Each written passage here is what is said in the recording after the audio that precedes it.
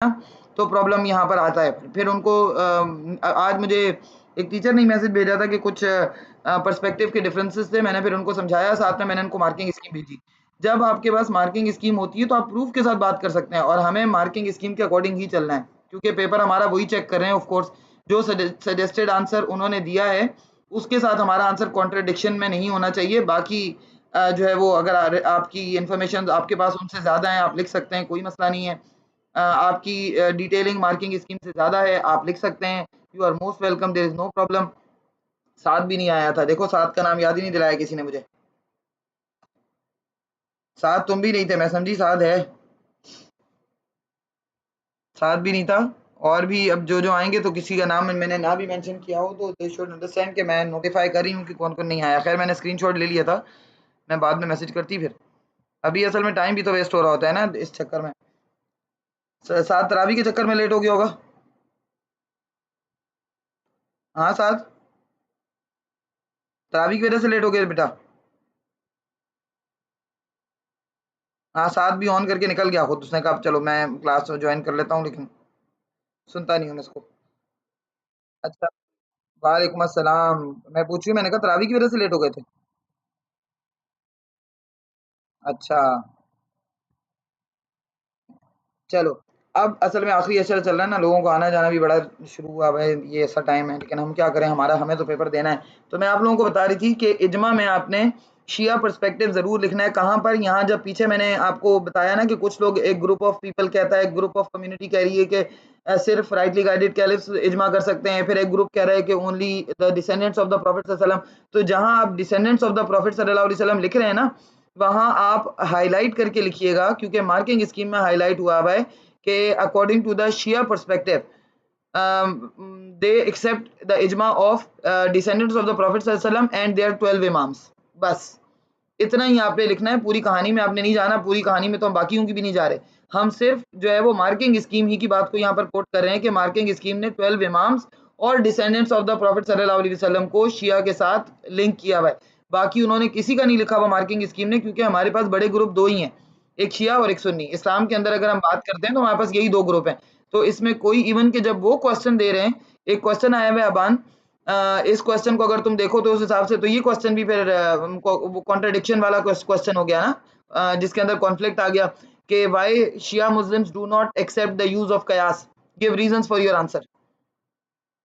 अब आप वो जब नाम लेकर लिख रहे हैं कि why Shia Muslims do not accept the use of कयास, तो फिर मैं और तुम कौन है कि हम उनको उसके अंदर इंक्लूड ही ना करें और हमारे मार्क्स कम होंगे।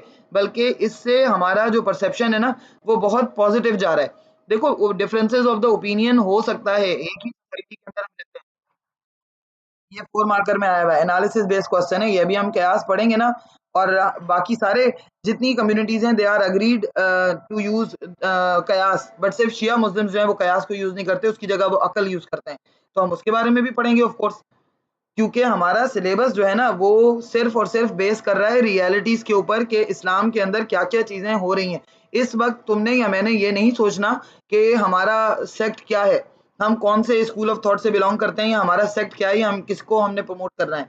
हम सिर्फ और सिर्फ उस बात पे बात करेंगे जो कि हो रही है।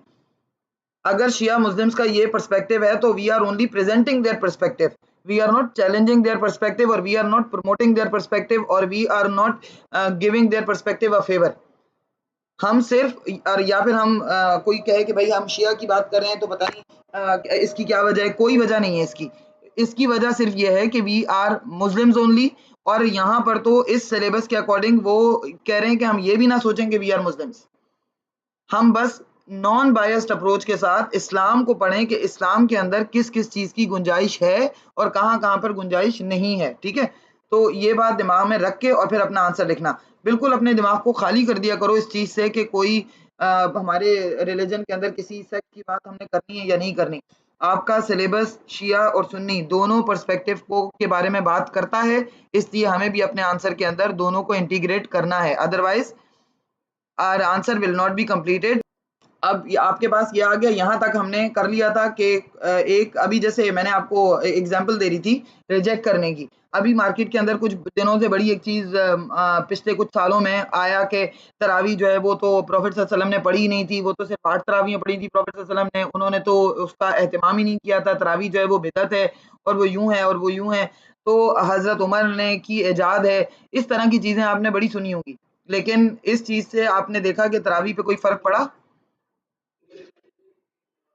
हुँ, हुँ,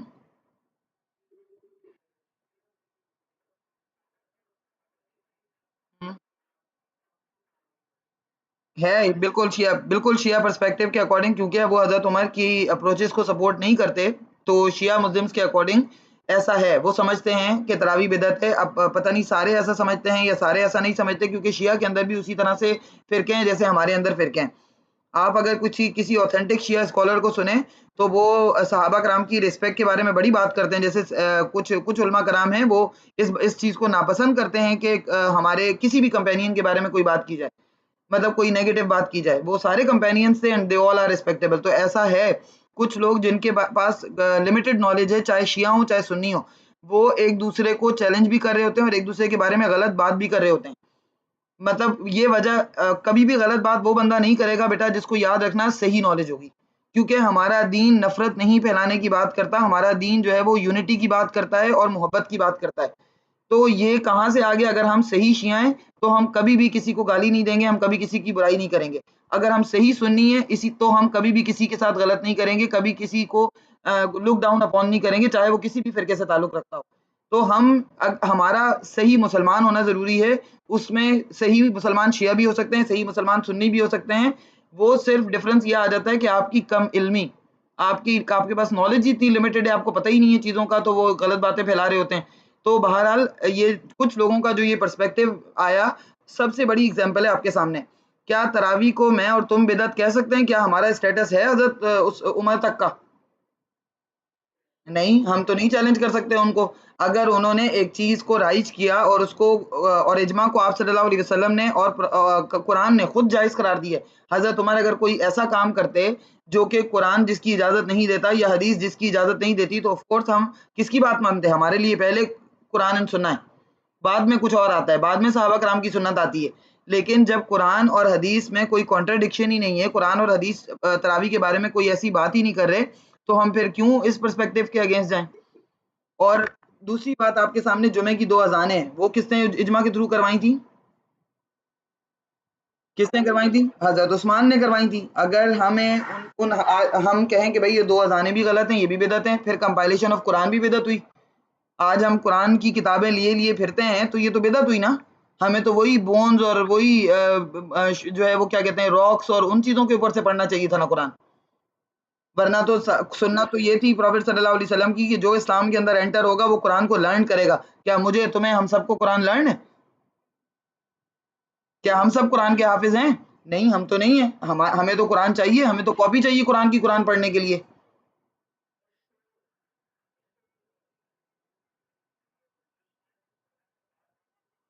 बिल्कुल ही गलत हो गई, बिल्कुल गलत होगी, क्योंकि इज्मा को शिया स्कॉलर्स भी मानते हैं। मैंने आपसे शुरू में ही कहा कि हाँ, उनका पर्सपेक्टिव डिफरेंट है। वो ये कहते हैं कि इज्मा सिर्फ़ एक्सेप्टेबल है प्रॉफेट सल्लल्लाहु अलैहि वसल्लम के डिसेंडेंट्स का और 12 इमाम्स का।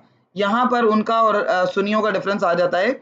लेकिन सुन्नी ये कहते हैं कि जो मैंने आपको बताया कि राइटली गाइडेड कैलिफ्स का इज्मा, करंट टाइम पर इज्मा, बल्कि शिया जो हैं वो उस इज्मा को भी मानते हैं जो अभी जैसे रुयत हलाल कमेटी के लिए जो इज्मा होता है, तो शिया हमसे अलग रोज़ा तो नहीं रखते। सुन्नी और शिया एक ही दिन रोज़ा रखते हैं और एक ही दिन ईद करते हैं। कभी आपने कहा देखा कि रुयत हलाल कमेटी के अकॉर्डिंग शिया पर्सपेक्टिव के अकॉर्डिंग कल रोज़ा है और सुन्नी पर्सपेक्टिव के अकॉर्डिंग रोज़ा नहीं है? ऐसा कभी भी नहीं हुआ। तो जो बेसिक चीज़ें हैं वो सेम हैं, बस सिर्फ़ इख्तिलाफ़ात की बुनियाद ही गलत है, मतलब चीज़ें ही गलत हैं, उसको उसके बारे में फिर क्या बात की जाए। बहरहाल फिर क्वेश्चन ही के अंदर, ये जो क्वेश्चन में 2017 मई जून 2017 के जिस क्वेश्चन की मैं बात कर रही हूँ, हाँ बेटा? बिल्कुल मानते हैं, क्योंकि हाँ, हाँ, मानते हैं। बिल्कुल, क्योंकि उसमें शिया उलमा भी बैठे होते हैं ना बेटा। नहीं, देखो उनका कहने का मकसद ये है कि पीछे से जो इज्मा है, इसीलिए तो वो हज़रत उमर के इज्मा को नहीं मान रहे ना। मतलब जो इजमा के थ्रू चीजें हम तक पहुंची हैं, जैसे कुछ चीजें, जैसे तरावी मैंने या तुमने अपने इजमा के थ्रू तो नहीं बनाई ना, तरावी तो हजरत उमर ने बनवाई थी, मतलब हजरत उमर ने स्टार्ट करवाई थी ये कांग्रीगेशनल वाली और 20 रकात्स वाली, और जिस तरह से एक ऑर्गेनाइज वे में कुरान खत्म करने वाली जो तरावी पढ़ी जाती है, ये बेसिकली हजरत उमर ने इजमा के थ्रू करी थी। अब शिया पर्सपेक्टिव वाले इसको क्यों नहीं मानते, उनके हिसाब से तो सिर्फ इमामों का इजमा जो है वो एक्सेप्टेबल है, बाकी किसी का नहीं है।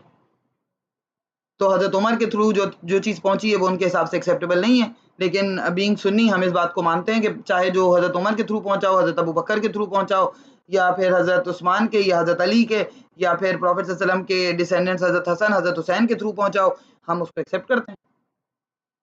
आर यू गेटिंग मी बेटा? ये पिछली की बात हो रही है। हाँ हाँ हाँ, मैंने देख लिया, रामेज आ गया। अभी असल में टाइम नहीं है, फिर बात करते हैं रामेज से भी। चलो, टू टाइप्स हैं इजमा की, क्योंकि वहां पर उन्होंने क्वेश्चन में बड़ा क्लियरली पूछा हुआ है कि write down the kinds of ijma two. ठीक है, इसके बारे में लोग पता नहीं इजमा कौली, इजमा फेली, फलां फलां फलां फलां, पता नहीं कितनी कौन कौन सी काइंड्स उसके अंदर मेंशन की हुई होती हैं। आप सीधे सीधे दो काइंड्स की बात करें इजमा की, और चाहें तो आप उसको अरबिक में करें या चाहें तो आप उसको इंग्लिश में करें, इंग्लिश में करना भी आपके लिए एक्सेप्टेबल है, कोई प्रॉब्लम नहीं है, वो एक्सेप्ट कर लेते हैं उसको भी। तो आप जब भी इजमा की एग्जाम्पल लिखें, आप इजमा की एग्जाम्पल को चाहे इंग्लिश में लिखें उर्दू में लिखें, लेकिन आपने लिखनी जरूर है काइंड्स। पहली काइंड क्या है इजमा की? प्रिजम्पटिव इजमा। प्रिजम्पटिव मतलब, प्रिजम्पटिव के नाम से ही आपको समझ में आना चाहिए बेटा कि प्रिजम्पटिव मतलब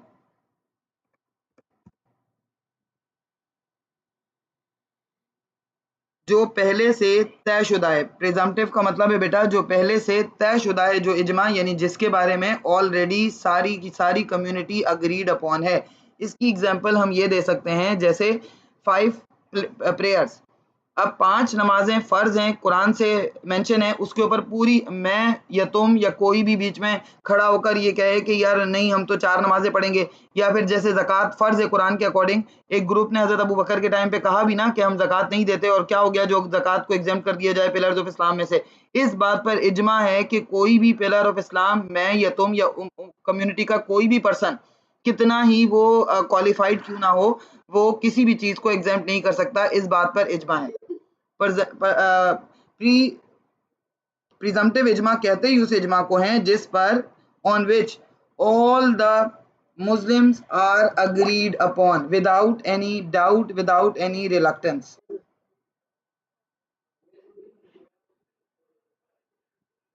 नहीं पढ़ मानते, वो 5 प्रेयर्स को ही है बेटा, लेकिन पढ़ते जो हैं वो उनको मिला मिला करें। जमा बैन सलातैन हमने सलाह के टॉपिक में पढ़ा ना, कंबाइनिंग द टू प्रेयर्स, तो वो रेगुलर बेसिस पे कंबाइन करते हैं, जबकि उनके अपने भी कुछ उलमा कराम ये कहते हैं कि ये किसी कोई मजबूरी हो आपको, मतलब इनकरेज नहीं किया हुआ इस्लाम ने। प्रॉफिट सल्लल्लाहु अलैहि वसल्लम ने बगैर किसी वजह के भी 10 दिन तक कंबाइन प्रेयर्स पढ़ी थी, बट प्रॉफिट सल्लल्लाहु अलैहि वसल्लम ने इनकरेज अलग अलग पढ़ने को ही किया है। कोई भी शिया ये नहीं कहता कि हम 3 नमाजें पढ़ते हैं। वो सब इवन के जनरल पब्लिक में जिनके पास लिमिटेड नॉलेज है, वो भी ये कहते हैं कि पढ़ते हम 5 ही हैं। 5 नमाज़ों के होने पर कोई इख्तिलाफ नहीं है। उनकी टाइमिंग पर, उनके तरीके पर, उसके अंदर और चीज़ों पर इख्तिलाफ हो सकता है, बट 5 नमाज़ें उन पे कोई इख्तिलाफ नहीं है। हसनैन समझ गए बेटा? फजर वो अलग पढ़ते हैं, ज़ोहर असर कंबाइन कर लेते हैं, मगरिब इशा कंबाइन कर लेते हैं। ठीक है, तो यहाँ पर उनको ये लगता है कि कोई फ़र्क नहीं पड़ता, मतलब कोई गुनाह नहीं है अगर हम कंबाइन कर लेंगे, लेकिन हम सुन्नियों का पर्सपेक्टिव थोड़ा सा डिफरेंट है। हम कहते हैं कि नहीं नहीं गुनाह है। हाँ बेटे बोलो, बोलो बोलो हुसैन, पूछो। अभी हाथ तो हुसैन ने खड़ा किया था, पूछ अहमद राय। हाँ हाँ हाँ पूछो।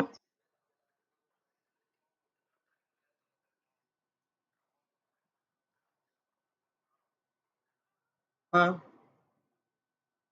तरावी क्या मतलब? हमारे यहाँ तरावी का तो देखो, वो तो मगरिब और इशा कंबाइन कर रहे हैं, तो वो तो तरावी पढ़ ही नहीं रहे ना। नहीं, अभी तो हम बात कर रहे थे कि वो तो तरावी तो हजरत उमर ने कांग्रीगेशन में वो की है ना। वो बिदअत समझते हैं, वो तो तरावी तो वो पढ़ते ही नहीं ना बेटा। तरावी तो सिर्फ सुन्नी पढ़ते हैं। हाँ, हुसैन तुम क्या पूछ रहे थे? हाँ,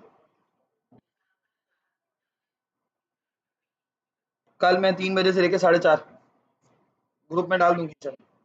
ग्रुप में डाल दूंगी इंशाल्लाह, हर संडे को होती है ना 3 से 4:30। ठीक है, चलो अब आते हैं हमने बात की किसकी, प्रिजम्पटिव इजमा की। प्रिजम्पटिव इजमा में it is the ijma on which all the communities are agreed upon, all the sects are agreed upon, all school of thoughts are agreed upon, and there is no room to deny it. मैं इसकी definition आपको अलग से भी भेज दूंगी। क्या?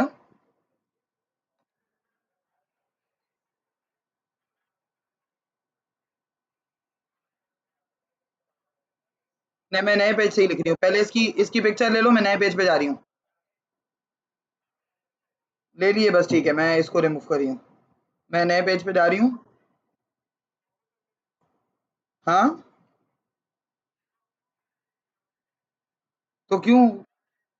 नहीं नहीं, वो प्रिजम्पटिव, अच्छा नहीं, मैं तो लिख दूंगी, एक नाम ही तो लिखना था, टाइप्स बस। तो ये बात सबको, ऑनलाइन वाले बच्चे बेचारे बिल्कुल खामोश बैठे रहते हैं जिस दिन ये आ जाते हैं ना एफर वाले। तो आय है कितना छोटा सा। हाँ, प्रिजम्पटिव इजमा मैंने आप लोगों को क्या बताया, इसकी डेफिनेशन मैं आपको ग्रुप्स में, दोनों दोनों ग्रुप्स में इंशाल्लाह भेज देती हूँ, ऑनलाइन में भी और उसमें भी। हाँ, मैं तो छोटा कर रही हूँ, एक मिनट रुको।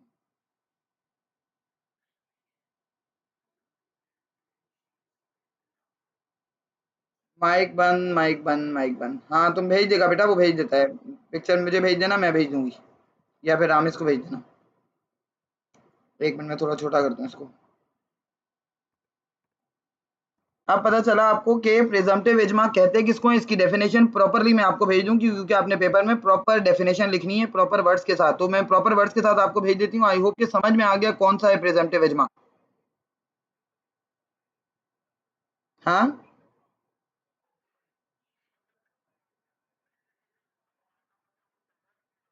नहीं नहीं, एक मिनट, एक मिनट, एक मिनट। प्रिजम्पटिव और दूसरा था डेफिनेटिव है, डेफिनेटिव को मैंने प्रिजम्पटिव कह दिया और प्रिजम्पटिव को डेफिनेटिव, उल्टा हो गया। एक मिनट रुको, मैं डेफिनेटिव भी यहाँ लिखती हूँ, एक है डेफिनेटिव इजमा और एक है प्रिजम्पटिव इजमा। ये पहला वाला जो है वो डेफिनेटिव है, डेफिनेटिव के नाम से ही आपको पता चल रहा होगा ना, डेफिनेट है मतलब कंफर्म्ड है, कि जिसके ऊपर कोई इख्तिलाफ ही नहीं है। और प्रिजम्पटिव के नाम से पता चल रहा है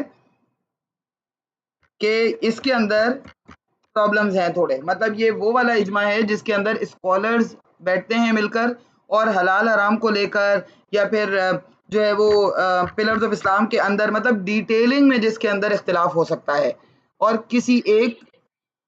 हाँ हाँ, मैं इनकी डेफिनेशन आपको ग्रुप पे भेज रही हूँ बेटा, लंबी लंबी सी डेफिनेशन है, मैं आपको समझा रही हूँ, समझ दो इसको ताकि उसको लर्न करने में आसानी हो, क्योंकि थोड़े से उसके वर्ड्स, जाहिर सी बात है ये इजमा की काइंड्स हैं ही थोड़ी सी टेक्निकल हैं, तो इनके वर्ड्स भी थोड़े से टेक्निकल हैं। ठीक है, तो इसको अच्छे से समझ लो।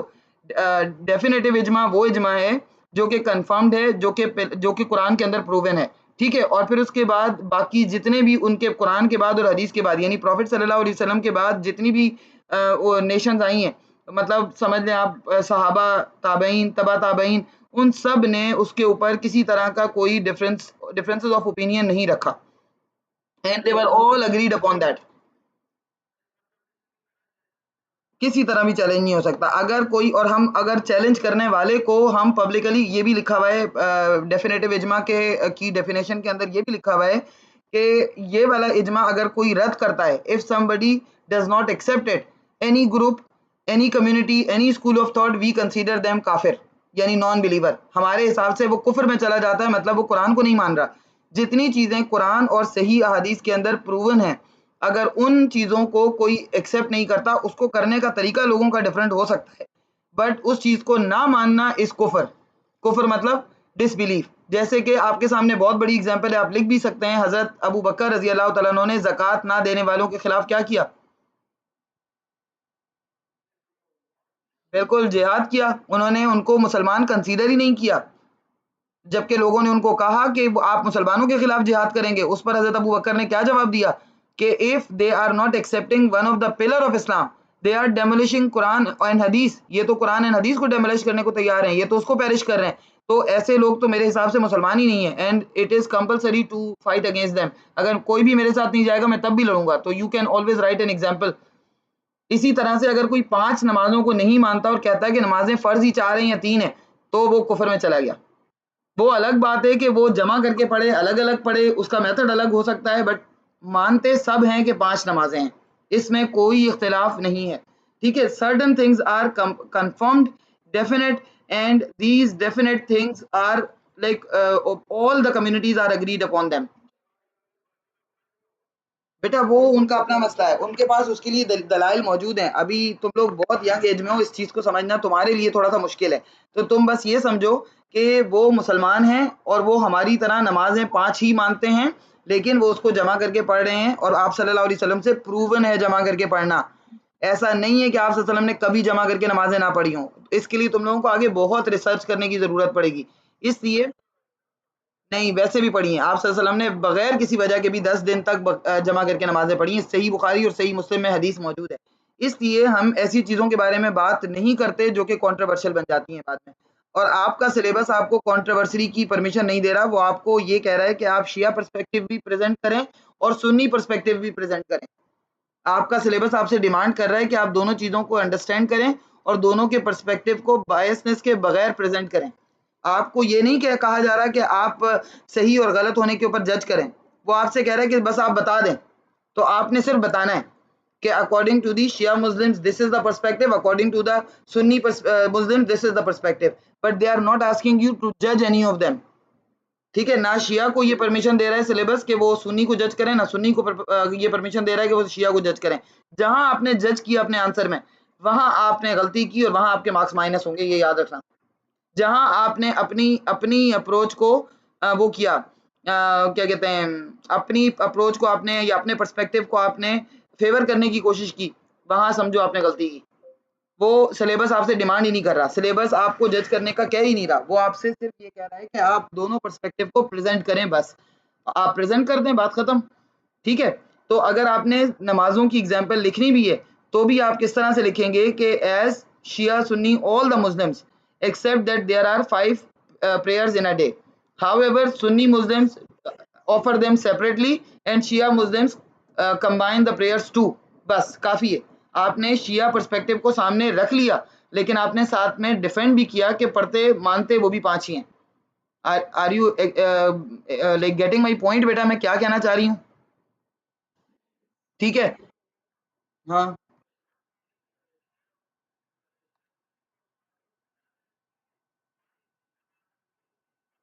देखो मैं तुम्हें यही कह रही हूँ ना बेटा, वो जाहिल होते हैं। बास जिस तरह सुन्नियों में बहुत सारे जाहिल मौजूद हैं, कैसी किसी बातें नहीं करते। उस दिन मैंने आपको नहीं कहा, एक कह रहा था कि वेतर सही नहीं पढ़ते हम, आज तक जिंदगी में 40 साल हो गए वेतर ही गलत पढ़ती आई हूँ मैं तो हैरान हो गई उसकी बातें सुन के।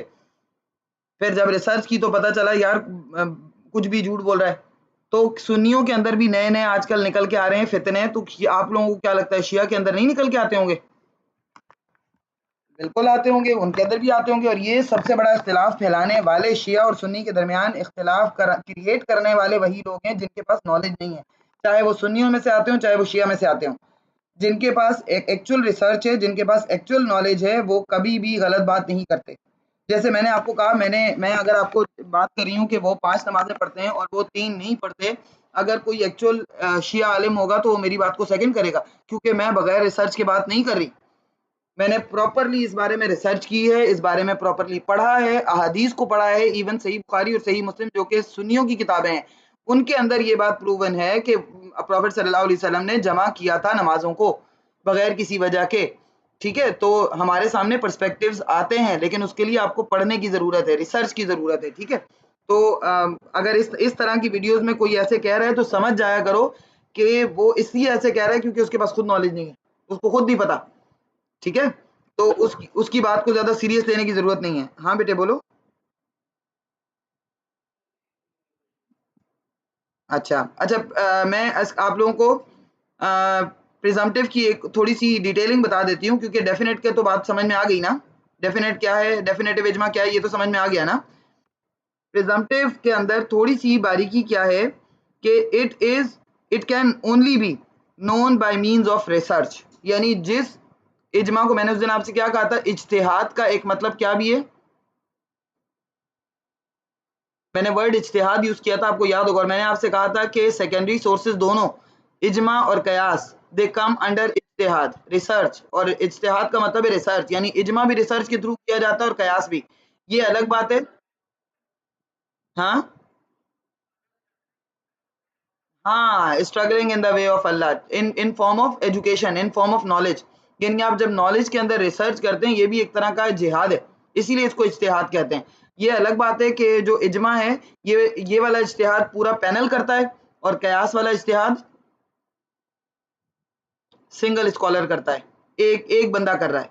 ठीक है, इसलिए उसके बारे में डाउट्स आते हैं। और प्रॉफिट सल्लल्लाहु अलैहि वसल्लम ने, हमने पीछे पढ़ा कि प्रॉफिट सल्लल्लाहु अलैहि वसल्लम ने खुद कहा, my community will never be agreed upon an error. ठीक है, कि मेरी कम्युनिटी एरर पर जमा नहीं होगी। मैं अटक गई। मेरी मेरी कम्युनिटी अब तो खुद अटके हुए बेटा।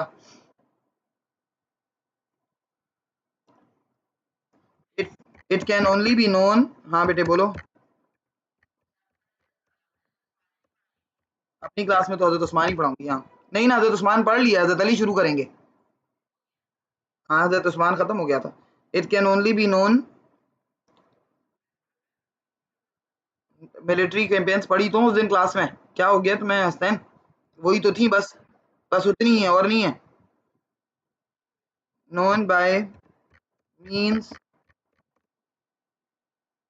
Of research. ये जरूर लिखना कि ये वाला जो दूसरा इजमा है, ये on the basis of research होता है।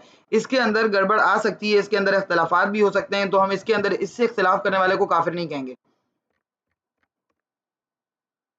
And study. ठीक है, रिसर्च या स्टडी की बेस पे जो इजमा हो रहा है, उसको करने वाले को आप काफिर नहीं कहेंगे। उससे इख्तलाफ आपको हो सकता है, क्योंकि वो भी इस करने वाला भी स्कॉलर ही है ना। कोई खुदा ना खास्ता प्रॉफिट सल्लल्लाहु अलैहि वसल्लम की बात तो नहीं हो रही। हाँ, अल्लाह के नबी को अगर कोई रिफ्यूज करता है, तो वो तो फिर हम उसको कुफर में कंसीडर करते हैं। लेकिन उलमा कराम को रिजेक्ट करने से आप काफिर नहीं हो जाएंगे। फिर हाँ,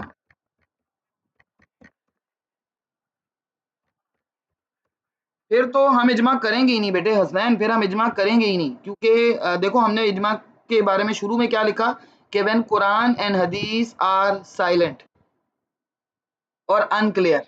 ठीक है, अगर कुरान और हदीस किसी चीज के बारे में साइलेंट है या अनक्लियर है, तो ही ओनली इजमा होगा। और अगर कुरान एंड हदीस कुछ कह रहे हैं, तो चाहे कुछ भी हो जाए, हम कुरान और हदीस को ही मानेंगे, चाहे कोई आकर हमें ये क्यों ना कह दे कि प्रॉफिट सल्लल्लाहु अलैहि वसल्लम ने यूं किया था या यूं कहा था।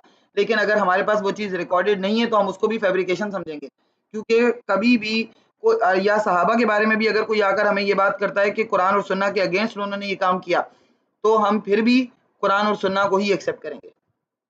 जहां कुरान और सुन्ना की बात, इसीलिए तो वो प्राइमरी सोर्सेज हैं, जहां कुरान और सुन्नत की बात आ गई, वहां बात खत्म हो गई। उसके आगे फिर कोई डिबेट ही नहीं है। ठीक है, वेयर द स्कॉलर्स में डिफर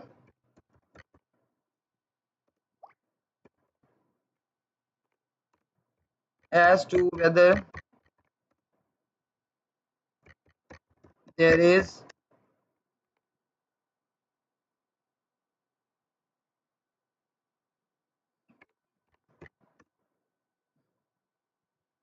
क्या यार, ये मेरा अटक गया है।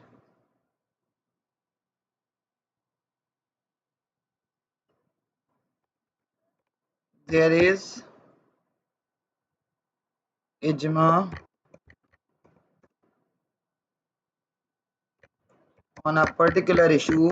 ये भी जरूरी है कि इजमा पर्टिकुलर इशू के बारे में होता है, मतलब एक सारी इश्यूज को उसी के अंदर नहीं लपेटा जा सकता। और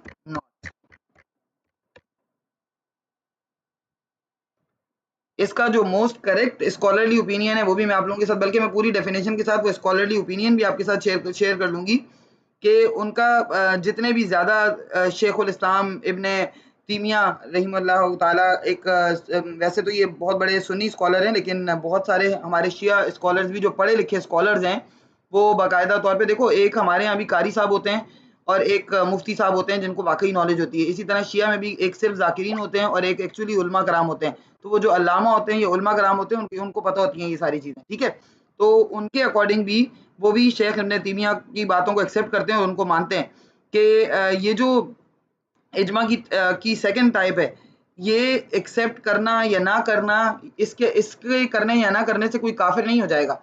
अगर किसी को लगता है कि ये चीज़ सही नहीं है, मतलब स्कॉलर्स ने कोई चीज़ की, हाँ ये अलग बात है कि आप अपने स्कूल ऑफ थॉट को फॉलो ज़रूर करेंगे, आप स्कूल ऑफ थॉट बदलेंगे नहीं। टाइम आया, आपको लगा कि यार ये तो इमाम शाफी वाली बात, इवन सुन्नी होने के बावजूद भी आपके पास 4 स्कूल ऑफ थॉट्स हैं। शिया के स्कूल ऑफ थॉट्स अलग है, इमाम जाफर सादिक से आता है जाफरिया, लेकिन सुन्नी स्कूल ऑफ थॉट्स आप अगर देखें तो 4 स्कूल ऑफ थॉट्स तो खाली सुन्नी में।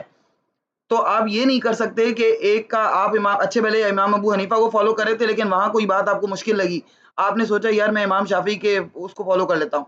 You can't do that. आप इस उस पे नहीं जा सकते, आपको एक ही उस पे स्टिक रहना है, एक ही स्कूल ऑफ थॉट पे स्टिक रहना है। और जो लोग गुमराह मतलब होते हैं, यानी गुमराह का मतलब होता है कि people who will change their school of thoughts for particular reasons, they are astray. वो गलत रास्ते पर हैं, वो गुमराही के रास्ते पर हैं, मतलब अपने मतलब के लिए दीन को यूज कर रहे हैं। तो हमें अपने मतलब के लिए दीन को यूज नहीं करना। जब दिल चाहे शिया के पर्सपेक्टिव को मान लिया, जब दिल चाहे सुन्नी पर्सपेक्टिव को मान लिया, जब दिल चाहे जो चीज़ जिसकी अच्छी लगी वो पकड़ ली, आसान लगी। तो अपने लिए ऐसी आसानियाँ हमने नहीं ढूंढनी, जिस तरह जो चीज़ है वो है। अब किसी को फॉर एग्जाम्पल तरावी नहीं पढ़नी, तो वो कर ले कि यार देखो शिया भी कहते हैं कि तरावी नहीं पढ़नी चाहिए तो हम नहीं पढ़ते, छोड़ो। आप अगर शुरू से सुन्नी पर्सपेक्टिव को फॉलो करते आए हैं, तो अगर आप ऐसा कहेंगे तो आप जो है वो गुनाहगार हैं, और गुनाह कबीरा इस तरह की बातें करना। अब उनके लिए वो अपना स्कूल ऑफ थॉट है, उनका अपना हिसाब किताब है, वो अपने हिसाब से बात कर सकते हैं, बट इधर वाले अपनी हिसाब से उनको बात करनी है। So you have to be careful in this regards, ठीक है। अब आते हैं एग्जाम्पल्स के ऊपर। ये तो हो गई आपके पास काइंड्स। अब आते हैं एग्जाम्पल्स। टाइमर आ गया, कोई बात नहीं। एग्जाम्पल्स फ्रॉम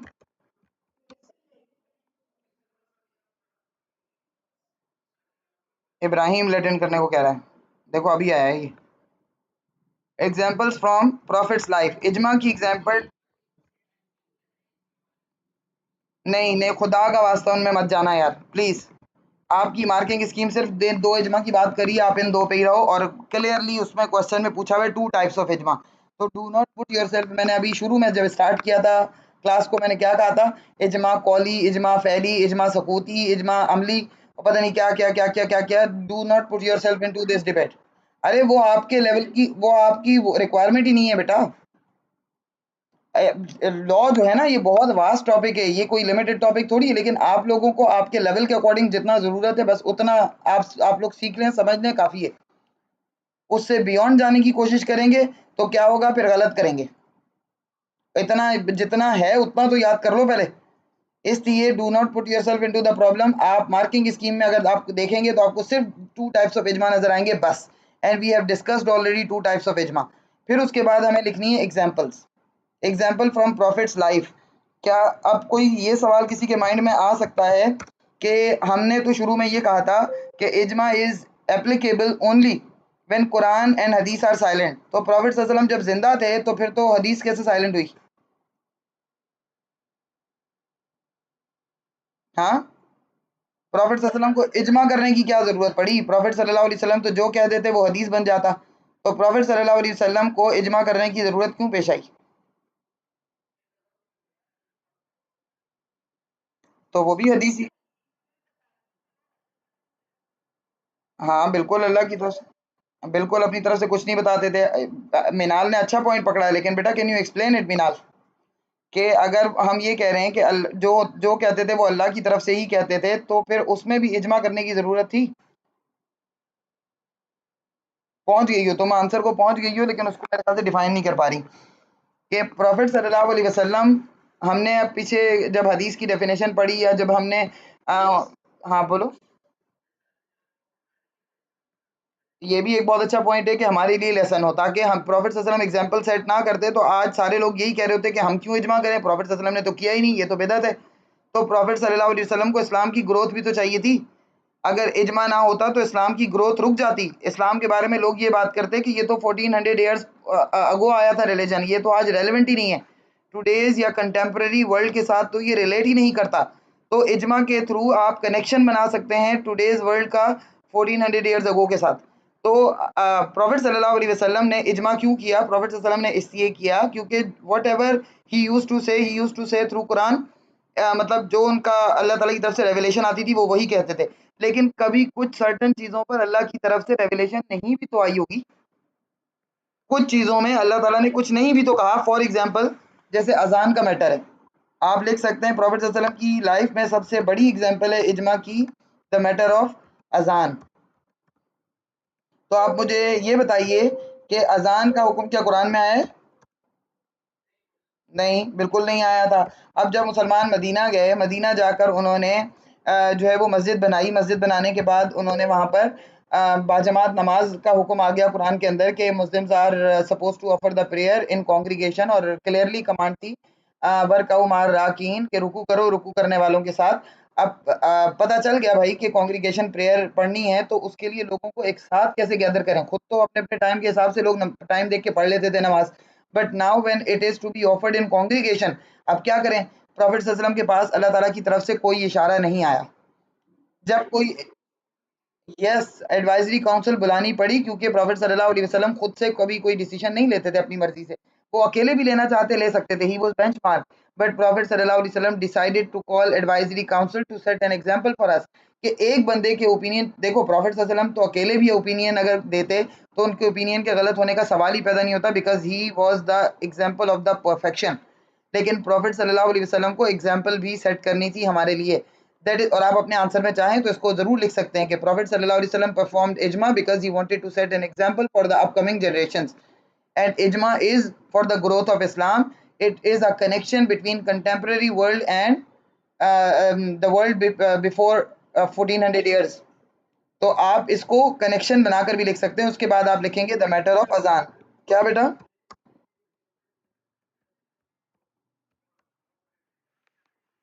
हाँ बिल्कुल बिल्कुल बिल्कुल, मार्किंग स्कीम में भी दी हुई है।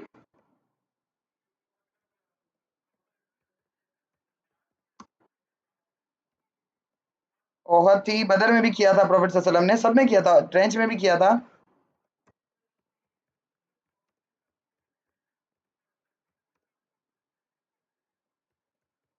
हाँ बिल्कुल लिख सकते हैं। प्रॉफिट सल्लल्लाहु अलैहि वसल्लम को अब ओहद में जबकि 300 पीपल लेफ्ट द मुस्लिम्स, वो जो मुनाफिकीन थे उन्होंने छोड़ दिया, उन्होंने कहा हमारी बात नहीं मानी, जाओ हम लड़ ही नहीं रहे, हम नहीं जा रहे। अब्दुल्ला बिन उबई deserted the Muslims, but Prophet सल्लल्लाहु अलैहि वसल्लम accepted the opinion of majority। Profit सल्लल्लाहु अलैहि वसल्लम ने मेजोरिटी के ओपिनियन को फेवर किया। इसी तरह से ट्रेंच में ही was a newly converted Muslims, Muslim कौन थे वो? लेकिन उनकी उनकी जो वो थी सजेशन थी, it appealed, it like you no inspired all of the Muslims, majority of the Muslims, and they asked profit सल्लल्लाहु अलैहि वसल्लम टू इम्प्लीमेंट दैट। ज्यादातर मुसलमानों को, मेजॉरिटी ऑफ द मुस्लिम्स को हजरत सलमान फारसी की सजेशन बहुत पसंद आई। अगर हजरत सलमान फारसी ओपिनियन देते और बाकी सहाबा कराम को पसंद ही ना आती, वो ओपिनियन समझ में ना आता, वो फिर एक्सेप्टेड ही नहीं होता। तो इसलिए प्रॉफिट सल्लल्लाहु अलैहि वसल्लम ने एक्सेप्ट की, क्योंकि प्रॉफिट सल्लल्लाहु अलैहि वसल्लम ने एक एग्जांपल सेट करके दिखाया। इब्राहिम, तुम्हें मैंने, I have already got you in the class. अच्छा, मेरे पास मैसेज अभी आया है, देखो। हाँ, तो आप तीनों बैटल्स की एग्जांपल लिखें, चाहें तो आप ओहद और ट्रेंच को थोड़ा सा अनफोल्ड भी कर सकते हैं, लेकिन आपने बहुत डिटेल में नहीं जाना, क्योंकि आप यहाँ पर ओहद का अकाउंट नहीं लिख रहे, आप यहाँ पर ट्रेंच का अकाउंट नहीं लिख रहे, बल्कि आप यहाँ पर इजमा की एग्जांपल लिख रहे हैं। तो be specific with your topic, do not like right irrelevant information, ठीक है? ये आपके पास आ गया प्रॉफिट की लाइफ का इजमा। अब आपके पास दूसरा आता है ijma from the life of rightly guided caliphs. दो दो तीन तो हमने हमने तो दो तीन अभी डिस्कस किए हैं। हाँ हाँ, बोलो बेटा।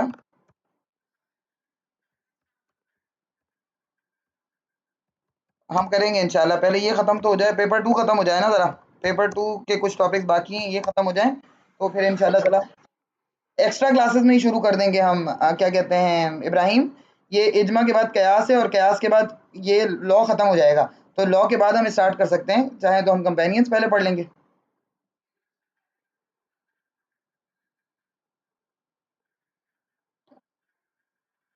नहीं नहीं, मैंने उसके ऊपर, मैंने और आरिफ ने बैठ के उसके ऊपर पूरी पीपीटीज बना ली हैं, क्योंकि मुझे पता है कि,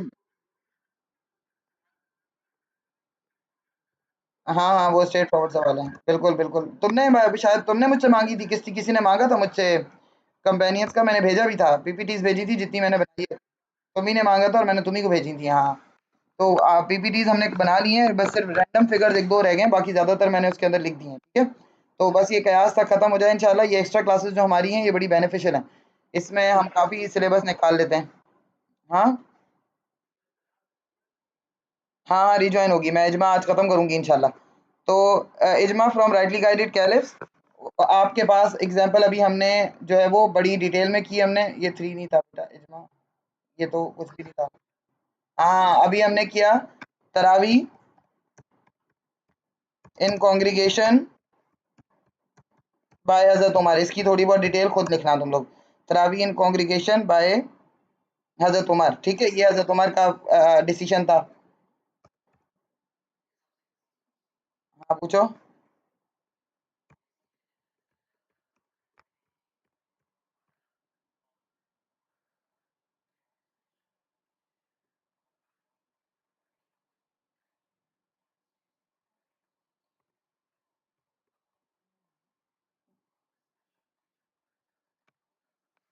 नहीं नहीं बेटा, वो तो देखो रिलीजियस मैटर के अंदर होता है इजमा, वो वर्ल्डली मैटर था। वो दुनियावी मामलात में जो चीज़ें हुई हैं वो इसमें कंसीडर नहीं होंगे, हम सिर्फ रिलीजियस मैटर्स को काउंट करेंगे। जैसे ये रिलीजियस मैटर था कॉन्ग्रीगेशनल प्रेयर का, इसी तरह हजरत अबू बकर के टाइम पे क्या हुआ था, बड़ी एग्जाम्पल है आपके पास। कंपाइलेशन, खुदा के बंदो, कंपाइलेशन ऑफ कुरान। हाँ हाँ बोलो बेटा। हजरत उमर का कयास था और हजरत अबू बकर ने इजमा के थ्रू उसको एक्सेप्ट किया था। हजरत उमर हम कयास में पढ़ेंगे, हम कयास में आगे पढ़ेंगे कि और इजमा यूजुअली होता ही है बेटा, कि वो होता एक बंदे का कयास है लेकिन यूजुअली इट बिकम्स इजमा।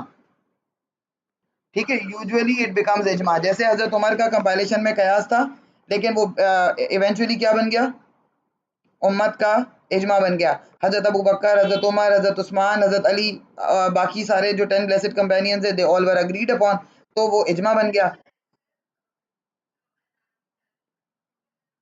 बिल्कुल, वो भी उनका कयास था और साथ में अब्दुल्ला बिन जैद ने भी देखा था ख्वाब, तो वो उन लोगों का बहरहाल कयास था लेकिन इट बिकेम इजमा, सब उस पर अग्रीड हो गए। सलमान फारसी का भी तो कयास था। सलमान फारसी ने यही कंपेयर किया था ना कि जब हम पर्शिया में लड़ते थे तो हम ट्रेंचेस खोद देते थे अपने आप को डिफेंड करने के लिए, तो वो उनका एक ओपिनियन था कि अगर आज भी हम इन अरब भी अगर हम ऐसा कर लें तो it would be may be better. किसी को पता थोड़ी था कि would it turn out good और बैड, लेकिन वो बाद में इजमा बन गया। तो इजमा की बिगिनिंग यूजुअली होती ही कयास से है, फिर लोग बैठते हैं उसके बारे में बात करने के लिए कि यार ये जो ओपिनियन आया है, ये ओपिनियन को हम इम्प्लीमेंट कर भी सकते हैं या नहीं। फिर उसके प्रोज और एंड कॉन्स देखे जाते हैं, फिर हर चीज़ देखी जाती है, फिर निटी ग्रिटीज स्मॉल स्मॉल उसके अंदर डिटेलिंग देखी जाती है। फिर जब सारे अग्रीड अपॉन हो जाते हैं फिर उसको इम्प्लीमेंट किया जाता है, इसीलिए इजमा की ऑथेंटिसिटी ज़्यादा है। और कयास क्या होता है कि उस एक इंडिविजुअल ने जो सोचा उसी को इम्प्लीमेंट कर दिया। ठीक है। हाँ बेटा।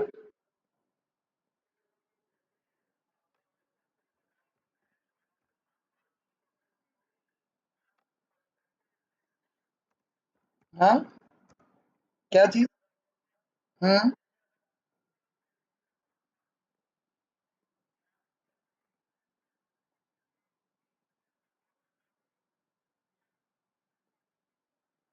हाँ ये भी जरूरी है ना, कयास ऐसा जरूरी है कि जो कि इजमा वो तब बनता है जब उसके अंदर किस कहीं ना कहीं कोई वेट होता है, उसके अंदर कोई चार्म होता है। अब जैसे कंपाइलेशन ऑफ कुरान की बेशक हजरत उमर ने दी, लेकिन उसके अंदर बाकी कंपेनियंस को चार्म नजर आया ना।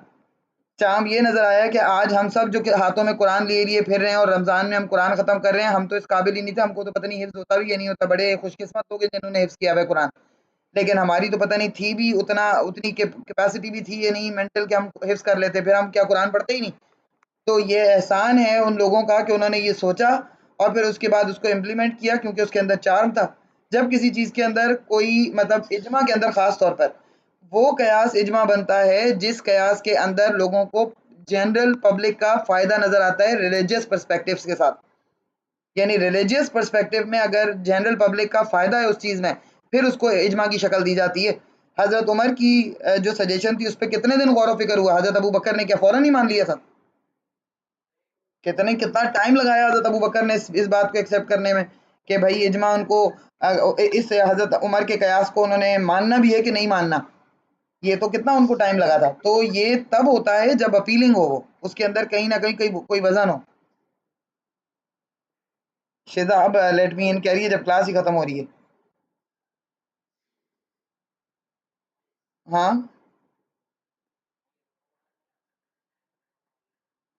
हम्म। हाँ, स्टैंडर्डाइजेशन ऑफ कुरान भी बिल्कुल आ सकता है हजरत उस्मान के टाइम पर, आप वो भी इसके अंदर इनकलकेट करें, कोई मसला नहीं है, बिल्कुल आपके लिए वो आपको लिखना चाहिए। हाँ हाँ, वापस ज्वाइन करना है बेटा, बस मैं एग्जाम्पल से देख के मेरे ख्याल से 10 मिनट आप लोगों को और लगेंगे। ठीक है, जैसी ही खत्म होगी वापस ज्वाइन करना, ताकि मैं ये इजमा खत्म कर दूं, फिर इंशाल्लाह नेक्स्ट में क्लास शुरू करूंगी। अब देखो हमने कराइटली गाइडेड कैलिफ्स का हो गया। अब वो फिर हमसे ये भी पूछते हैं कि अभी आजकल के करंट कंटेम्प्रेरी वर्ल्ड में इजमा की मिसालें बताएं। अब कंटेम्प्रेरी वर्ल्ड में इजमा की जो एग्जांपल्स हैं वो आपके पास बहुत सारी हैं। सबसे बड़ी एग्जांपल तो ये जो आजकल हमने डिस्कस किया था अभी कुछ दिन पहले ही, चांद देखने के हवाले से, क्या नाम है इसका, रुयत करंट वर्ल्ड के अंदर या कंटेम्प्रेरी वर्ल्ड के अंदर। हाँ,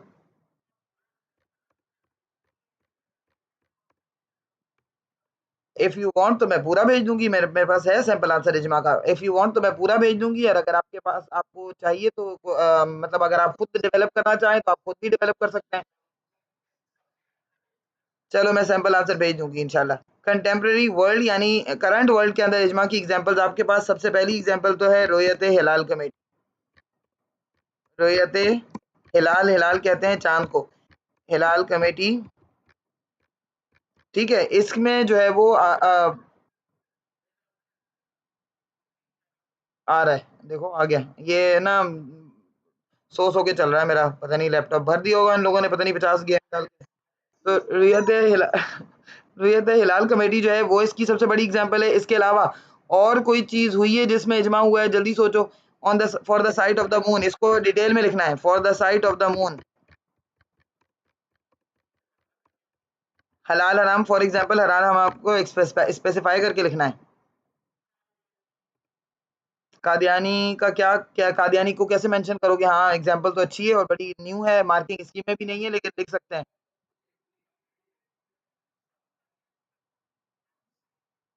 हाँ बिल्कुल, आप लिख सकते हैं कि आप कादियानियों का नाम आपको मेंशन करने की जरूरत नहीं है, आप ये लिखें कि इजमा। लेकिन ये वाला तो डेफिनेटिव इजमा हो गया बेटा, इस पे तो सारे फिरके अग्रीड अपॉन है ना, कि भाई ये तो कुरान के अंदर है, खत्म नबूवत की बात तो कुरान के अंदर है कि प्रॉफिट सल्लल्लाहु अलैहि वसल्लम इज द लास्ट मैसेंजर। इस पे अगर किसी को क्वेश्चन लगाना है तो फिर वो तो हमारे हिसाब से काफिर हो गया, वो तो डेफिनेट इजमा ना हो गया। जिस तरह नमाज है, जिस तरह से ज़कात है, उसी तरह से प्रॉफिट सल्लल्लाहु अलैहि वसल्लम का प्रॉफिट है। इसमें जनरली बनता ही नहीं है ना इजमा, कि भाई इसमें इजमा मतलब क्यों करना, क्योंकि जो चीज और जो इस चीज पे इजमा करने की बात भी करेगा, इसका मतलब है वो भी मुनाफिक है या फिर काफिर है। क्योंकि प्रॉफिट सल्लल्लाहु अलैहि वसल्लम का सील ऑफ द प्रॉफिट होना, there is no not a single question about it. जब किसी ने क्वेश्चन उठाने की कोशिश की, वो कुफर में चला गया, तो वो नहीं आएगा इसके अंदर, वो तो डेफिनेट इजमा है। डेफिनेट इजमा में आप लिख सकते हैं उसको। और कोई इजमा, क्या हलाल हराम का क्या लिखूं, कोई एक स्पेसिफिक चीज बताओ ना।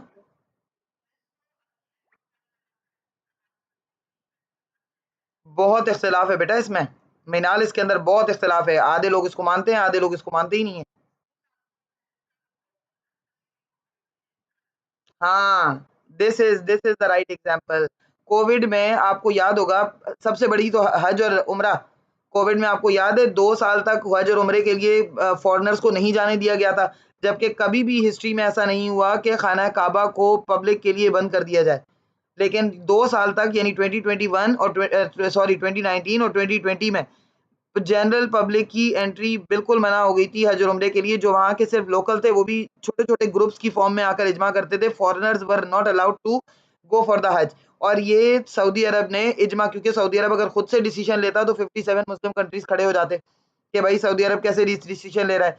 तो इजमा हुआ सऊदी अरब में ही, but from all the Muslim countries the big scholars were called there. बड़े बड़े स्कॉलर्स, जो बड़े बड़े नाम हैं शिया सुन्नी सब के, वहां बुलाए गए ताकि उनसे बात की जाए इस बारे में। और they all were agreed upon this matter कि फॉर द टेम्पररी बेसिस हज शुड बी, हज एंड उम्रा शुड बी बैंड। अब हज और उम्रा को बैन करना कितनी बड़ी बात है, लेकिन उसका इनकार नहीं कर रहे, वो तो डेफिनेट इजमा है। डेफिनेटिव इजमा है कि हज और उम्रा फर्ज है, लेकिन for the particular time, for like on the temporary basis it was ban. सिर्फ कुछ दिन के लिए, जब तक ये कंटेजियस डिसीज का ये था, मैटर था, तब तक के लिए बैन कर दिया गया था। और दूसरी एग्जांपल मैंने आपको नमाज की भी दी थी। हाँ बोलो बेटा। कौन सी?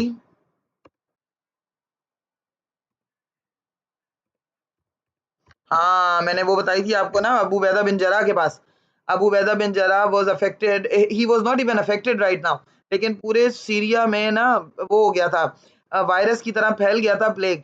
तो हजरत उमर को जब पता चला कि अबू बैदा बिन जरा के कैंप्स तक चला गया है, वहां पर soldiers are also getting infected with that disease, वो जो प्लेग है, तो हजरत उमर खुद गए अबू बैदा बिन जरा को एस्कॉर्ट करने, he wanted to bring him to Medina. Abu Ubaidah bin Jarrah ने उनको सीज कर दिया on the border, and he said that didn't you listen from the Prophet sallallahu alaihi wasallam that if there is a outbreak of contagious disease in any place or any territory, do not enter into that and do not run from that place। ना वहां पर enter होना है, ना वहां पर भागना है, ना तो आप यहां पर अंदर आ सकते हैं और ना मैं यहां से भागूंगा। अब जो है वो फेस करना है। तो इसकी बेस पर उलमा कराम ने, स्कॉलर्स ने इस बात को अग्रीड किया कि हाँ, जब कंटेजियस डिसीज की वजह से प्रॉफिट सल्लल्लाहु अलैहि वसल्लम ने कहा ना उस जमीन से भागेंगे ना उस जमीन पे एंटर होंगे, तो उस वक्त तो पूरी दुनिया उसकी लपेट में थी ना, the whole world under this disease. तो इसके लिए फिर हज और उम्रे का को थोड़े दिनों के लिए अगर बैन कर दिया जाएगा लोगों की बेटरमेंट के लिए, ताकि आउटब्रेक ना हो और ज्यादा ना फैले पेंडेमिक, तो उस पर्पस के लिए थोड़े दिनों के लिए अगर बैन करना उम्मत की बेटरमेंट के लिए है, तो all people were agreed upon that, सब उस पे अग्रीड हो गए और हज और उम्रे को बैन कर दिया गया। वर बैन टेम्परली ड्यूरिंग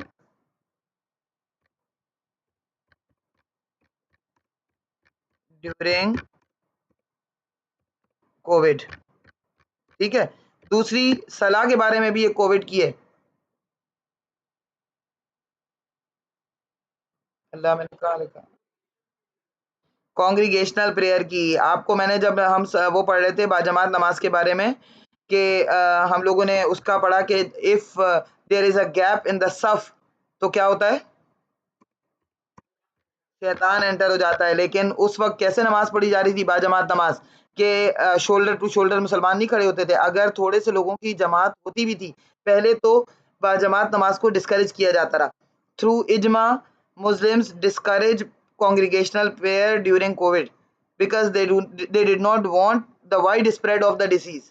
इस वजह से पहले तो डिस्करेज किया, फिर भी if some people were still willing to offer the congregational prayer, then they were encouraged to stand not shoulder to shoulder।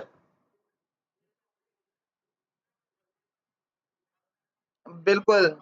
जबकि वो तो देखो शैतान के एंटर होने के लिए कितनी आसान जगह थी, लेकिन शैतान को भी पता था इस वक्त कोविड है, अभी नहीं जा सकता, मुझे भी हो जाएगा। लेकिन बहरहाल वो तो शैतान तो अब एंटर हो रहा है या नहीं हो रहा, लेकिन लोग तो मर रहे थे ना उससे। तो बहरहाल बीमारी तो खतरनाक थी उस वक्त, तो मतलब आप लोगों ने तो, शायद आप लोग तो बहुत छोटे थे, आप लोगों ने उसको बड़ा सीरियस लिया भी नहीं होगा। आप लोगों से जो पहले वाले बच्चे हैं उनको अंदाजा था कितनी सीरियस थी ये बीमारी। आप लोगों को तो लग रहा होगा नजला जुकाम था खाली। और मतलब जिन लोगों ने दूर से उसको ऑब्जर्व किया उनके लिए इतना बड़ा मैटर नहीं था, लेकिन जिन लोगों ने बहुत क्लोजली जिनके घरों से गुजरी है ना, उनको पता है कि कितनी खतरनाक थी ये। तो कुछ लोग तो ऐसे अफेक्टेड है कि वो आज तक उससे अफेक्टेड है, मतलब मेंटली, फिजिकली, सोशली। तो बहरहाल हज और उम्रा इन सलाह। हाँ बेटा बोलो।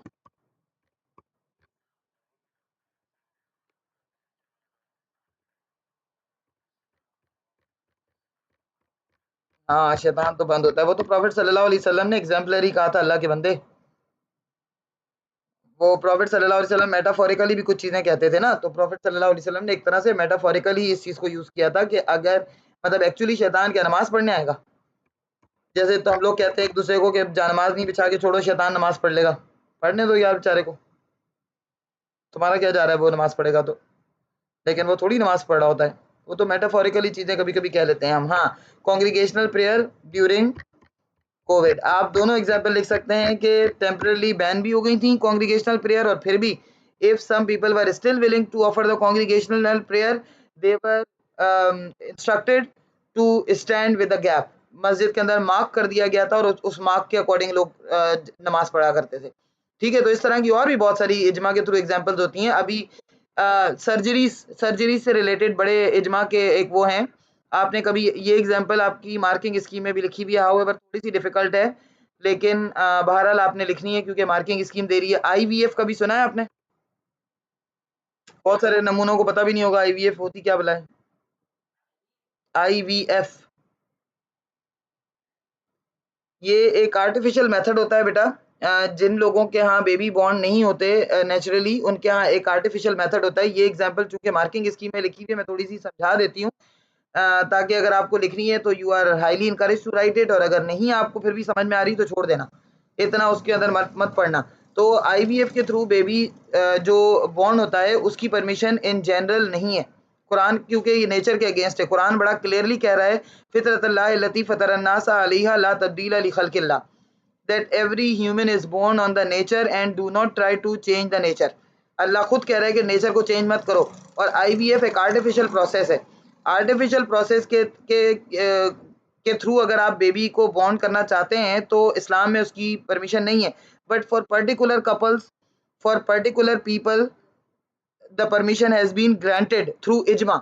मतलब इजमा ने उनके उसको देखा, सरकमस्टांसेस को, किसी खास कपल के, किसी खास फैमिली के, उनके लिए उस पर्टिकुलर फैमिली या उस पर्टिकुलर कपल को परमिशन दे दी गई इजमा के through that they can deliver their baby through IVF.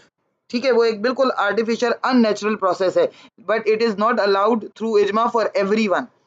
Means के अगर किसी को खुदा ना खास्ता आगे चलकर ऐसी कोई ज़रूरत पड़ती है, once again they will go to Darul Ifta. अगर वो सुन्नी है तो वो दारुल इफ्ता जाएंगे। दारुल इफ्ता सबसे बड़ा इदारा है जो कि इजमा करता है।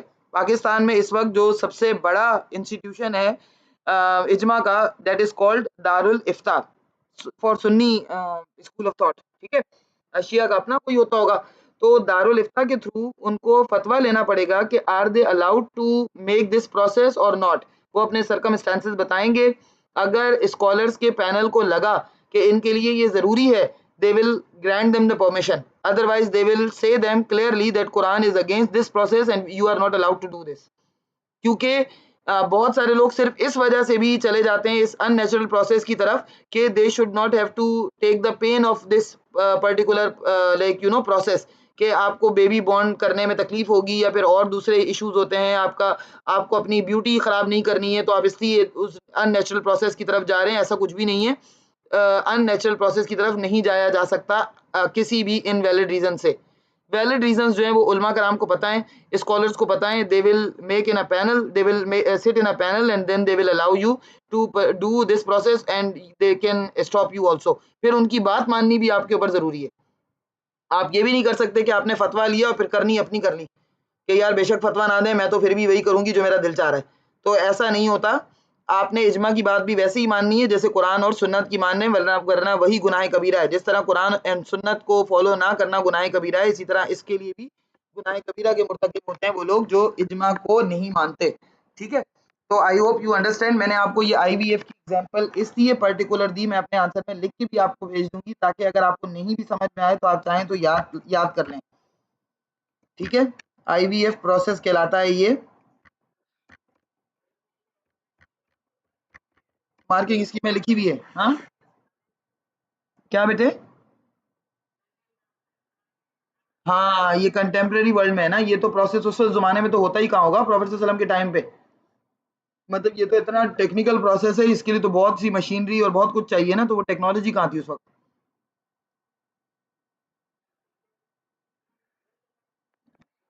हाँ, इन पॉइंट्स को, कंटेम्प्रेरी वर्ल्ड के पॉइंट्स को थोड़ा सा डिटेल में बताना है। जैसे मैंने आपको आईवीएफ का थोड़ा बताया, मैंने आपको सलाह के बारे में भी बताया, मैंने आपको हज के और उम्रे के बारे में भी बताया।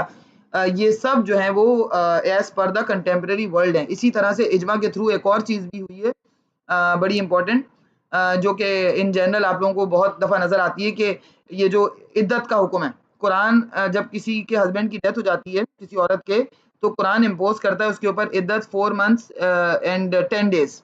ठीक है, लेकिन अगर कोई बहुत ही बूढ़ी औरत है, मतलब इतनी बूढ़ी है कि जिसके साथ शादी नहीं की जा सकती, या वो मजीद आगे शादी करने के लिए एलिजिबल नहीं रहती अब, या फिर उससे अब कोई भी शादी नहीं करेगा, तो ऐसी औरत जो है वो इजमा के थ्रू दे अलाउड हर कि वो बेशक इद्दत ना गुजारे, दैट इज ओके। मतलब इजमा के थ्रू और भी इस तरह की इस्लाम के अंदर छोटी-छोटी बहुत सारी चीज़ें हुई हैं जो शायद तुम लोगों को मतलब दूर-दूर तक पता भी ना हो कि ये इजमा के थ्रू हुई हैं, अभी कंटेम्परेरी वर्ल्ड के अंदर। ठीक है? कंटेम्परेरी वर्ल्ड के अंदर ही ये जो मास्क पहन के हज और उम्रा करने का वो था, जबकि आपको पता है कि आप कोई भी स्टेज की चीज़ नहीं पहन सकते जब आप हज और उम्रा करते हैं तो। आप चेहरा कैसे कवर कर लें? लेकिन जो पर्टिकुलर लोग जाते भी थे हज और उम्रा के लिए वो भी मास्क पहन के जा रहे थे। जबकि आपको ये पता ही होगा कि अगर औरत नकाब भी करना चाहती है तो वो नकाब नहीं कर सकती है अगर वो उसके फेस को टच कर रहा हो। मास्क तो कैसे टच कर रहा होता है फेस को? बताइए?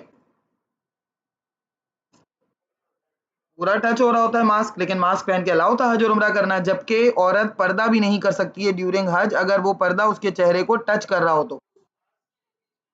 उस मास्क के लिए भी इजमा हुआ था बिल्कुल कि जो लोग हज और उम्रा कर भी रहे हैं और वो मास्क पहन के कर रहे हैं तो क्या उसके लिए परमिशन दी जा सकती है? तो पूरा पैनल बैठा था इसके लिए, मतलब नॉट ओनली फ्रॉम सऊदी अरब, पाकिस्तान से भी, क्योंकि पाकिस्तान इस्लामिक स्कॉलर्स के लिए ना बहुत फेमस है दुनिया भर में। और कुछ पाकिस्तानी स्कॉलर्स ऐसे हैं जो कि पूरी दुनिया में लोग उनको एक्सेप्ट करते हैं और उनकी बात को मानते हैं, जैसे मुफ्ती तकी उस्मानी का शायद आप लोगों ने नाम सुना हो। नहीं सुना? या अल्लाह, कैसे लोग हो यार। अब जैसे हमारे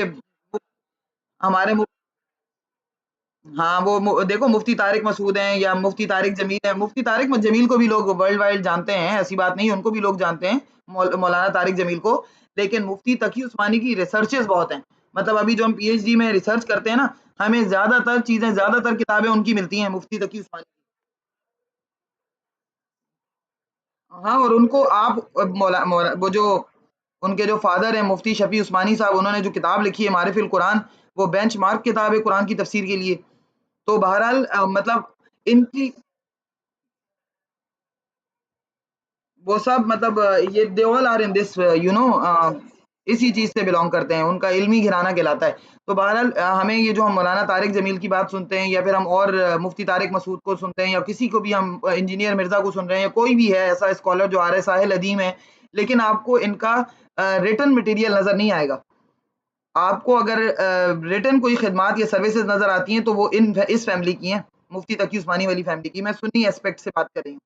शिया एस्पेक्ट में सैयद जवाद नकवी साहब को अगर आप उनकी आप देखें, उनकी किताबें हैं बहुत बड़ी-बड़ी और वो उस बारे में बात बहुत ज़्यादा करते हैं रिलिजन की यूनिटी के बारे में।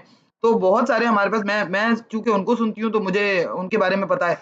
बाकी मुझे सुन्नी उलमा का तो ज़्यादा पता है ऑफ कोर्स, लेकिन सुन्नी उलमा के अंदर भी वो लोग जिनकी किताबें हैं या जिनकी रिसर्चेज़ हैं, वो इस मामले में बेंचमार्क हैं। जैसे हाँ, एक और चीज़ हमारे पास बहुत अच्छी एग्ज़ाम्पल है करंट वर्ल्ड से, इस्लामिक बैंकिंग। ये क्या प्रॉफिट सल्लल्लाहु अलैहि वसल्लम के टाइम पे इस्लामिक बैंकिंग का कोई कॉन्सेप्ट था? कभी भी नहीं। सवाल बैंकिंग वाज लाइक प्रोहिबिटेड कि बैंकिंग का सिस्टम ही किसके ऊपर है? सूद के ऊपर है। बैंकिंग का system is based on usury, interest. तो इस्लामिक बैंकिंग का कॉन्सेप्ट तो है ही नहीं ना। मतलब अभी तक कुछ लोग ऐसे हैं जिनको लगता है कि Islamic banking is nothing, but आप अगर इसके बारे में रिसर्च करें, मुफ्ती तकी उस्मानी साहब ने इतनी किताबें लिखी हैं, 100 से ज्यादा इन्होंने किताबें लिखी हैं इस बारे में, एंड ही प्रूव्ड इट के, और इन्होंने ऑल्टरनेट दिए हैं। मतलब इस्लामिक बैंकिंग के अंदर यस यू हैव प्रूफ कि Islamic banking is allowed, and in Islamic banking there is no usury और no interest because it is based on loss and profit both. क्योंकि यूशरी इंटरेस्ट में सिर्फ क्या मिल रहा है आपको? प्रॉफिट मिल रहा है ना, लॉस तो हो ही नहीं रहा आपका। आपने एक सर्टेन अमाउंट अपनी बैंक में रखी हुई है, उसके ऊपर आपको पैसे मिल रहे हैं और वो आपको मिलते ही रहेंगे, उतने ही मिलते रहेंगे या आप थोड़े से बढ़ जाएंगे लेकिन कम नहीं होंगे, नुकसान कुछ नहीं है उसमें आपको। बट वो तो टैक्स ही खैर पूरे कर लेते हैं, लेकिन फिर भी हराम है वो। मतलब हराम काम आप अलग कर रहे हैं और आपको हाथ में भी कुछ नहीं आ रहा।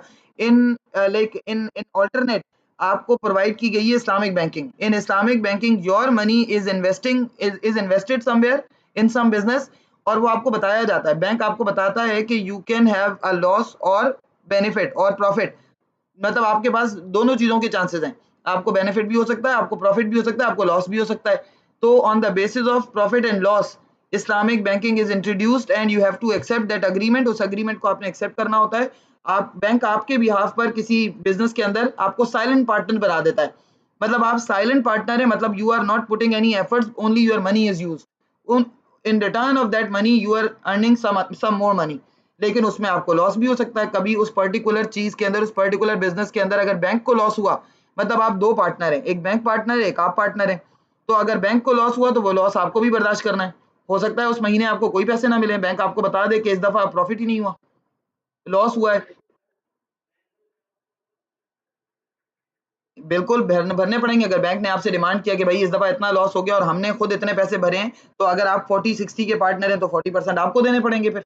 तो ये प्रॉफ़िट और लॉस दोनों पे बेस करता है, इसलिए ये हराम नहीं है और आप आँखें बंद करके इस इज्मा पर यकीन कर सकते हैं। मुझे खुद बहुत डाउट था, मैंने इतनी रिसर्च की इस्लामिक बैंकिंग पर, तो मुझे अब ये पढ़ाते-पढ़ाते आपको एग्ज़ाम्पल समझ में आ गई मुझे और ये बड़ी अच्छी एग्ज़ाम्पल है, आज तक मार्किंग स्कीम में नहीं आई है। But you are highly encouraged to write this in your answer, इंशाल्लाह नेक्स्ट ईयर देखना मार्किंग स्कीम में आएगी। अगर तुम लोगों में से कोई लिख के आया, अगर इज्मा का क्वेश्चन आया तो ठीक है। तो ये कंटेम्परेरी वर्ल्ड की एग्जांपल्स आई होप कि आप लोगों को समझ में आ गई हैं। कोई क्वेश्चन? कोई क्वेश्चन है बेटा? पक्का? ऑनलाइन वाले भी बच्चे बोल लो बेटा, जीनिया है और कौन है? भाई हजरत अबू बकर, वो लिख ही नहीं रहा था मेरा कर्सर आगे से, तो फिर मैंने छोड़ दिया। हजरत अबू बकर नहीं किया है ना, लिख सकते हो हजरत उस्मान का भी लिख सकते हो स्टैंडर्डाइजेशन। ठीक है बेटा, सबको समझ में आ गया? इजमा क्लियर? इजमा क्लियर हो गया? चलो, अगर किसी को फिर भी कोई डाउट हो, कोई क्वेश्चन हो पर्टिकुलरली किसी एक चीज को लेकर, you can always message me and you can ask me कि मिस ये चीज समझ में नहीं आई है, ये वाली एग्जांपल समझ में नहीं आई, I will explain on voice message also. हाँ हाँ, मैं बिल्कुल इंशाल्लाह आज by tonight I will send the simple answer. लेकिन फिर भी अगर आपको कोई चीज समझनी है, खास तौर पर अंडरस्टैंड करने के लिए, अपनी अंडरस्टैंडिंग के लिए, you can always message me. क्या? अच्छा, हजरत उस्मान का पीडीएफ भेज दूं? अच्छा अच्छा, वो पीपीटी वाला, सही है सही है। हाँ हाँ हाँ, मैंने भेज दी तुम्हें अहमद, चेक नहीं किया तुमने? हाँ हाँ, मैं भेज देती हूँ बेटा, पीपीटी भेज देती हूँ।